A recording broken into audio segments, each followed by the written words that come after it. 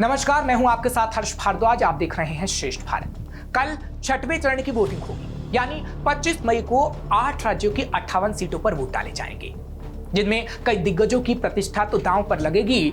साथ ही साथ इन 58 सीटों में 14 सीटें यूपी की आती हैं, जिस पर सबकी नजरें रहेंगी, क्योंकि जिन सीटों पर वोटिंग होनी है उनमें 11 सीटें पूर्वांचल की आती हैं, जबकि 3 अवध प्रदेश की हैं। लेकिन इन सब के बीच राजा भैया के एक कदम ने पूर्वांचल की सीटों के समीकरण को लेकर कई तरह के सवालों को जन्म दे दिया है।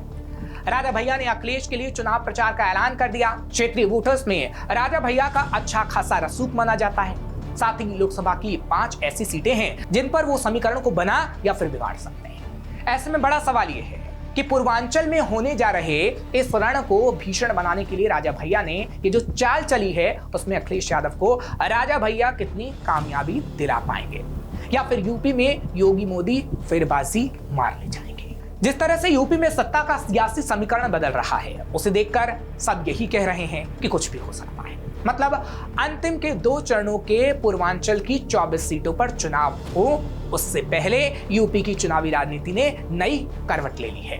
कुछ रोज पहले तक अपने समर्थकों को स्वतंत्र होकर वोट की अपील करने वाले राजा भैया ने समाजवादी पार्टी को खुलकर समर्थन दे दिया है।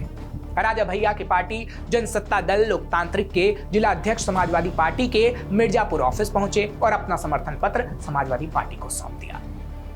माना जा रहा है कि राजा भैया ने समाजवादी पार्टी को समर्थन इसलिए दिया क्योंकि उनके खिलाफ केंद्रीय मंत्री अनुप्रिया पटेल ने निजी टिप्पणी की थी।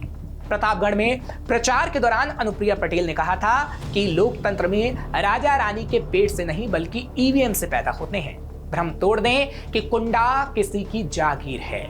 माना जा रहा है कि अनुप्रिया के इसी बयान ने क्षत्रिय वोटरों में नाराजगी भर दी है, इसलिए राजा भैया समाजवादी पार्टी के साथ आ गए हैं। अब सवाल यह है कि राजा भैया के समाजवादी के साथ आने से क्या बीजेपी को नुकसान होगा? तो जान लीजिए कि 5 सीटों पर राजा भैया का सीधा प्रभाव है। ये 5 सीटें हैं प्रतापगढ़, मिर्जापुर, मछली शहर, जौनपुर और घोसी। प्रतापगढ़ में राजा भैया का क्षत्रियों के साथ कुर्मी और ब्राह्मण वोटर पर खासा प्रभाव है और प्रतापगढ़ में 8% क्षत्रिय, 12% कुर्मी, 16% ब्राह्मण, इसके अलावा 14% मुस्लिम और 9% यादव हैं। समाजवादी पार्टी ने यहां से एसपी सिंह पटेल को मैदान में उतारा है, जो खुद कुर्मी है। यानी कह सकते हैं कि प्रतापगढ़ में राजा भैया बीजेपी के लिए मुश्किलें खड़ी कर सकते हैं। यह अलग बात है कि बीजेपी से स्वीकार नहीं कर रही है। प्रतापगढ़ से ही सटा हुआ जिला है जौनपुर।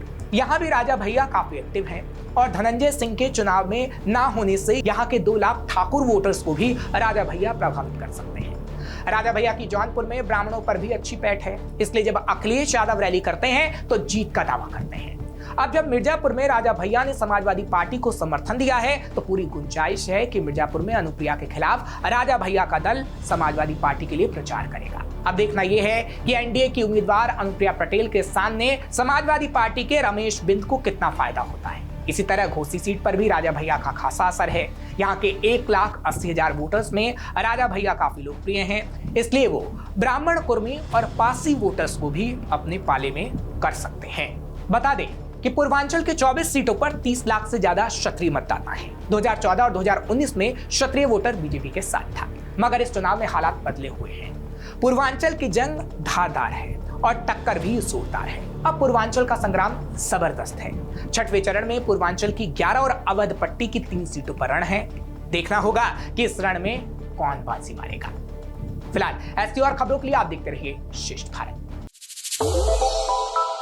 श्रेष्ठ भारत पर खबरों से जुड़े रहने के लिए चैनल को सब्सक्राइब और लाइक करें, बेल आइकन दबाएं और देखते रहें श्रेष्ठ भारत।